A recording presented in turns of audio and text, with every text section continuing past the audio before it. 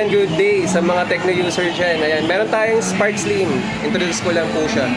Ayan, sobrang nipis po nito dahil naka 5.93mm na po siya. Ayan, kung makikita nyo, the word Slim is 3D phone. Sobrang nipis. Naka 144 refresh rate na rin po ito ha, pagdating sa screen display. Ayan.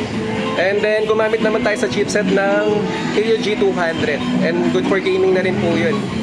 Multitasking or MMOR and RPG pwede na po siya. Good for gaming na rin naman to. Newest chipset po yun. Then, naka 5,000 mAh battery naman po tayo. No? 5,160 mAh battery.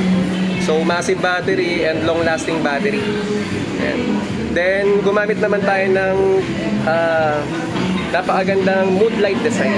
Ayan, kung makikita nyo po. Kapag nag-notification po kayo or nag-charging app, umiilaw po yan.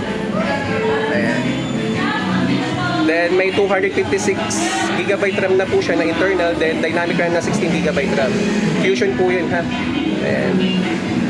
At nag-work to ng 9,999. So, grab it, Spark Slim, mga ka-tech na user. Thank you!